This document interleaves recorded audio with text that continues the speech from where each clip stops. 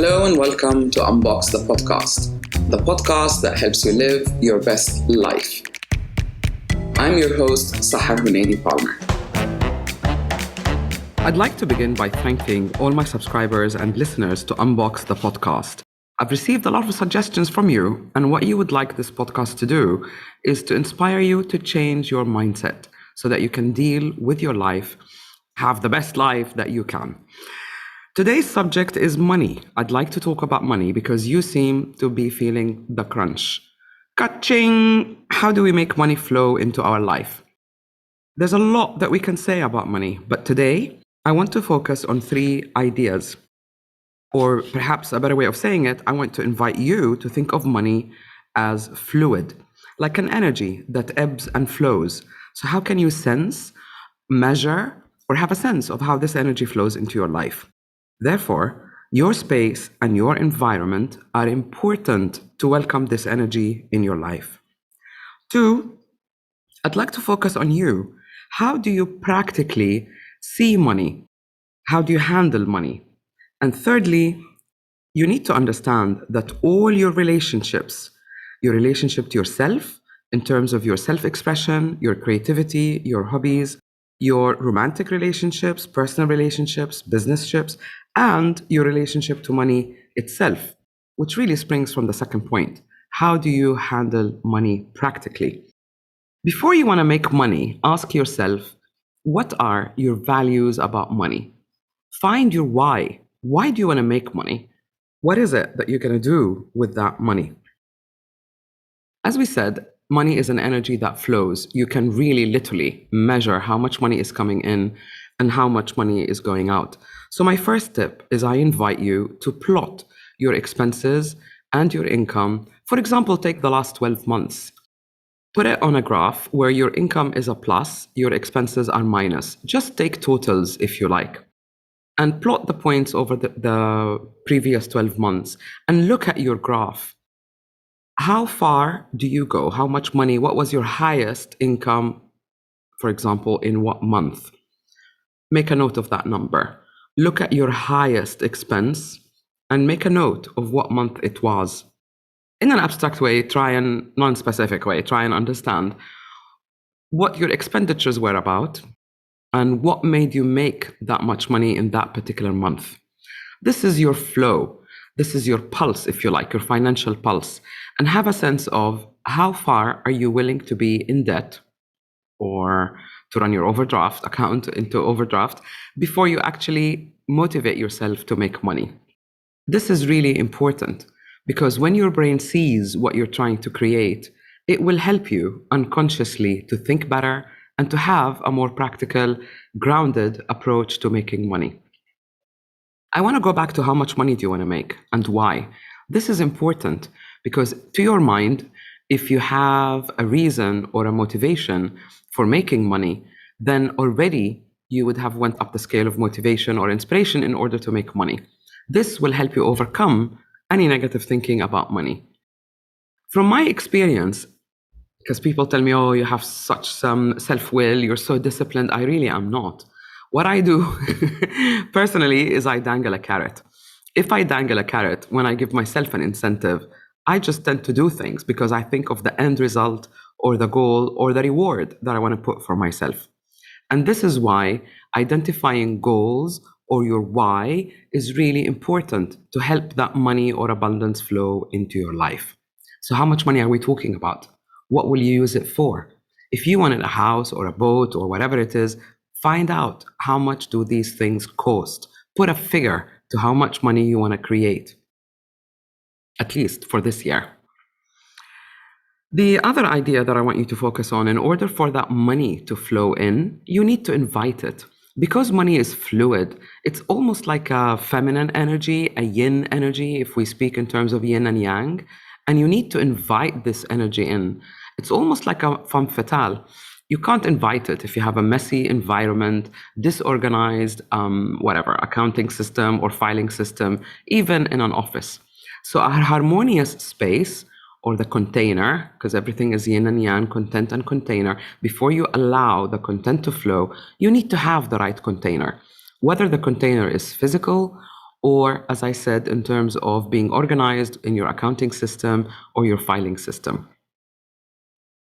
So for money to keep flowing, you need to maintain the container. Start logically by creating a structure, seeing how much money is coming in, how much money is going out, where is it going out, can you reduce some of the expenses? This, as difficult as it may seem to be emotionally, to face how much money you're spending, it will give you an idea. Maybe you can realign your expenses. If you spend a lot of money, for example, on magazines and stuff and books, maybe you can read them online. If you spend a lot of money on your well-being, buying vitamins and supplements, perhaps you could buy them at wholesale, for example. So things like that. Identify your expenses so that you have a more grounded approach to money. If you want to make money, it's also logical that you need to spend less money on personal stuff so that you can invest that in whatever it is that you're trying to create, whether a project or means of earning money.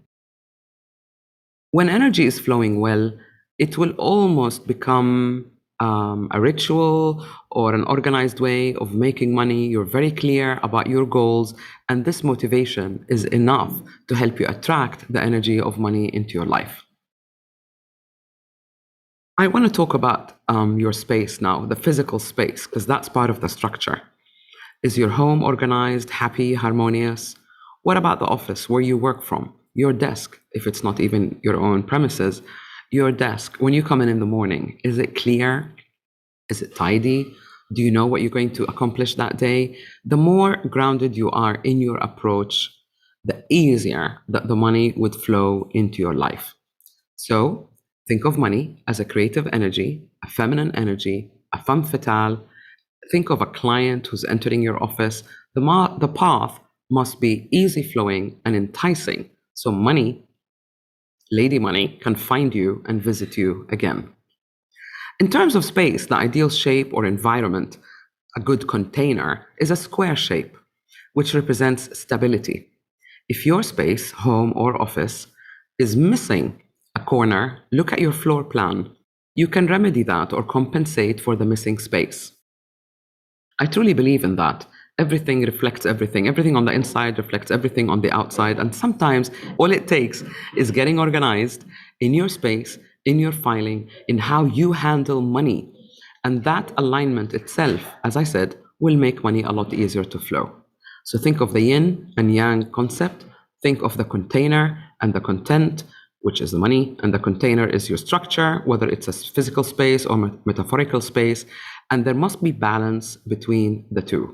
If any parts are missing, then you need to compensate for that, complementing it, whether redecorating or organizing, getting it to be harmonious, really. You need to be so comfortable in the space where you think, create ideas, or handle your business. If a space is missing, the ability to gain finances will be limited or restricted, to say the least. Most of us are not aware of these intangible influences that affect our ability to create money. Now we come to you. What is your mindset about money? How much money is enough? I remember a time many, many years ago in England when the lotto was a rollover. And I think the prize was about £50 million. And there was a big gathering of friends and family, and we were all discussing that, £50 million is such a lot of money. What you can do with it? And I just heard myself say, well, it's relative. It depends. If you like art, for example, and you want to purchase a master's painting, that's roughly 20 million. If you want to have a yacht or a private jet, that's again another 20 million. And then you need the staff to manage all of that and your house and so on. That 10 million is not going to be enough. And everyone went quiet. It just really helps if you put a figure as to how much money we're talking about. And if you logically find the cost of things, then you have a benchmark. And the more money you want to make, the bigger tank you need to have in order to fuel yourself and reach your destination. What this means is more organization, more disciplined. It's not really about discipline, but you need to understand that if I want to make a long trip, if I have a higher destination, more amount of money, then I need to work harder, not just smarter, but that is the priority. So you need to cut down on personal things until you reach that goal, for example, and then you can relax and do whatever it is that you want to do in life. So it's about finding balance That is my point. And it's about looking at money practically, understanding what does it entail to achieve my financial goals. If you're missing any piece of information logically, like a skill, a technique, information, then find out and learn these things to help prepare you better to attract money. Now, the third point is look at your relationships. There must be balance or harmony in all of your relationships. Your relationship to yourself, your relationship to you, finding out what is your self-expression, i.e. creative hobbies. Most clients I've worked with are lacking in this respect. Your hobby is not just a silly thing. It's your chance to find out how can you create, manifest, make real, literally realize ideas in your head. And while you do that, while you see what it is that you're making, whether it's a painting, a sculpture, a ceramic piece of art, your brain is learning the methodology of going from an idea to a practical realization. So it is really important, as we said, money is creative. The more creative you are, the more you'll be thinking in fluid terms to attract this money, this energy into your life. Let's look at your personal relationships. For me, I almost always tell a client how you express who you are in life is mainly through three channels: creativity is and hobby, your love relationships, and your attitude towards money. If your energy or your expression should be flowing in these three channels equally, in balance, harmoniously. If you ignore one aspect, you have a lot of energy. You're pushing it down two channels forcefully, if you will, ignoring the third, so you will end up blocking them. Whereas if you have a balanced approach to developing yourself in all of the three aspects, then you will reach that harmonious balance point and all will go well without having to overwhelm yourself in one channel and ignore the other. So if I want to make a lot of money, but I'm not focusing on money, I'm focusing more on having fun, I don't know, without a goal, you'll have fun, you'll have a great life, but then you won't make the money. So think of money as, again, fluid. The energy needs to flow equally in all areas of your development. And if you're missing in one area, it will affect the other area. So if your relationships are blocked, you're probably too much focused on money. Or if you are too much focused on money and making money, your relationship will suffer.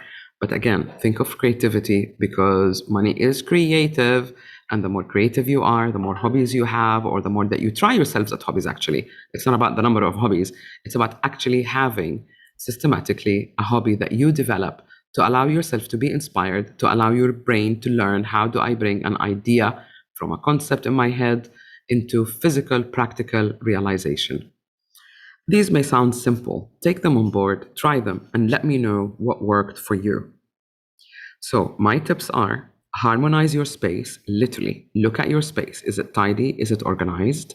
Look at the paintings, photographs that are in your space.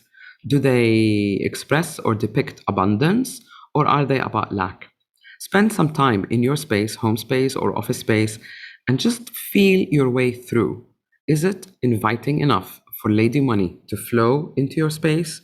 If not, then follow your heart, make some modifications, get organized, declutter, and you will see your brain will tick a lot better and you will be inspired with ideas of making money. Tip number 2, be grounded in your approach. Be practical. The more logical you are, the more intuitive you will be and inspired in terms of making money. Find out the cost of things. Ask yourself, how much money do I want to make? Find your why, as we said earlier. Track your expenses.